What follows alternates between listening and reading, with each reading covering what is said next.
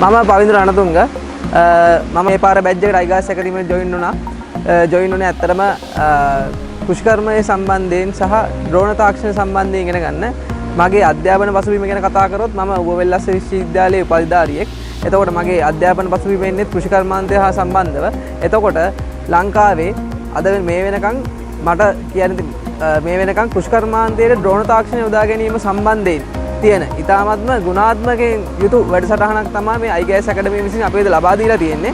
ඒ වගේම මේ පාඨමාලාවේ කොටස් දෙකක් තියෙනවා. ප්‍රායෝගික පුහුණුව සහ න්‍යායාත්මක පුහුණුව. න්‍යායාත්මක පුහුණුව ඇත්තටම අපිට ලෙක්චර්ස් එහෙම නැත්නම් දේශන මගින් තමයි ලබා දෙන්නේ. ඒ වගේම අද දවසේ අපි ඇවිල්ලා තියෙන්නේ ප්‍රායෝගික පුහුණුවට. අපිට hands on experience ඒ කියන්නේ අපිට හැමදේම මුල සිට අගට අපිට මේවා අත්දැකීම් ලබා ගැනීමේ හැකියාව තියෙනවා. ඒ කියන්නේ අපිට මේක න්‍යායාත්මකව සහ ප්‍රායෝගිකව පරිපූර්ණ පාඨමාලාවක් ලබා ගැනීමේ හැකියාව තියෙනවා මේ ආයතනය මගින්. ඒ වගේම මෙතන අපි කෘෂිකර්මාන්තය සහ ඩිසාස්ටර් මැනේජ්මන්ට් වගේ විශාල පුළුල් විහිදුණු පරාසයක අත්දැකීම් ලබා ගැනීමේ හැකියාව තියෙනවා.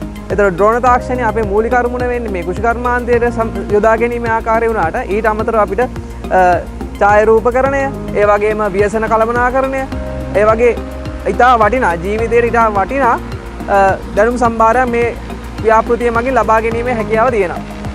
ඒ වගේම අපිට තව අද ශ්‍රී ලංකාවේ සමාජයට අවශ්‍ය වෙන sannivedana කුසලතාවයන්, outbound trainings වගේ ඉතා වටිනා පාඨමාලාවන් මේකට ඇතුළත් වෙලා තියෙනවා. මෙතන වැඩිහිටි අධ්‍යාපනයක් තමයි සිද්ධ වෙන්නේ.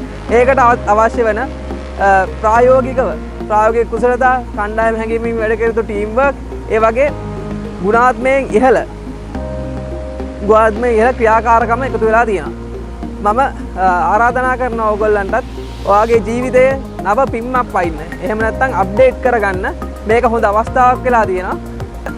මේ ආයතනය සමග සම්බන්ධ වෙන ලෙස මම හැමෝගෙම ඉල්ලා සිටිනවා. බොහොම ස්තුතියි.